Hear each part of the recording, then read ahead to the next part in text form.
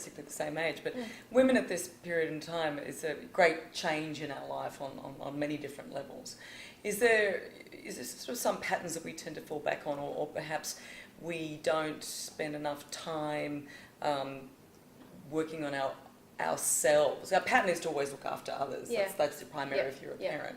But what about this time? It's time to actually have reflection back on yourself and try and be a better person, or find a better way forward, because generally the kids have sort of done their growing up and been to school and all the rest of it. It's your time. What are the things that we should be looking at? I suppose one of the things you talk about is loving yourself. Well, and that, again, that just sort of rolls off the tongue. It can sound very mung bean. I mean, and a lot of people say, well, you know, I don't even know myself. How am I going to fall in love with myself? Yeah. I don't even like myself. And I often say, well, it's hard to form a relationship with someone you don't spend time with.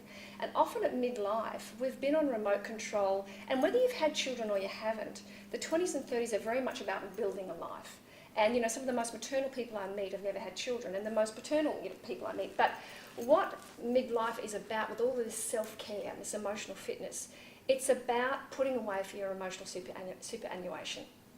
And a lot of... Because we're going to need it later on. Well, and people say, well, what does that mean? And, for example, when the children leave home, we don't turn off the maternal switch, or when the career gets to a level where, you know, we're happy with it. We've then got to start to make sure that outside of the world, when we are alone, we are spending time with ourselves in a way that we actually genuinely enjoy. And a lot of people have trouble being on their own and investing in just self-connection. And I often say to people, solitude is about self-care and isolation is about self-neglect.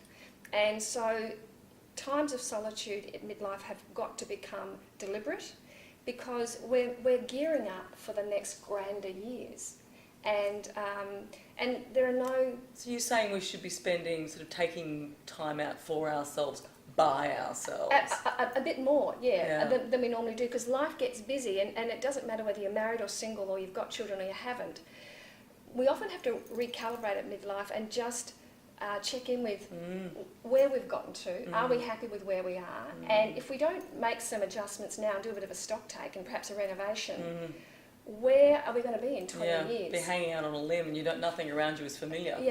And the only romance you can rely on in life is the one you've got with yourself.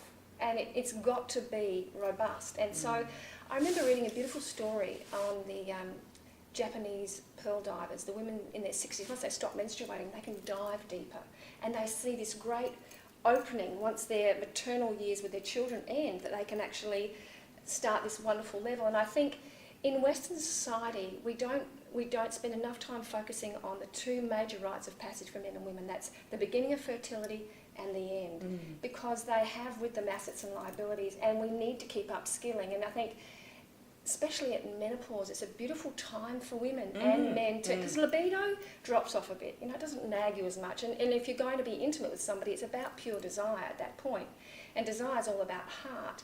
And if you're not emotionally loving who you are, you're not really going to draw anybody else that's loving who they are, and be having these rich relationships. You know, my therapist is in her 70s. I've got a mother crush on her, and she's been married a couple of times, and she talks about romance in your 70s, and we don't see that a lot.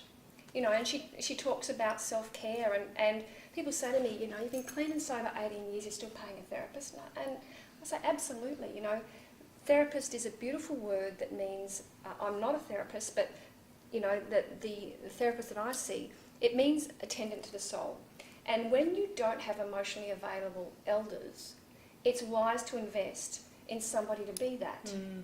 Because we always need to upskill. What we need to know as women in our 50s is different to our 60s, to our 20s. Yeah. So we're always in a stage of learning. Yeah,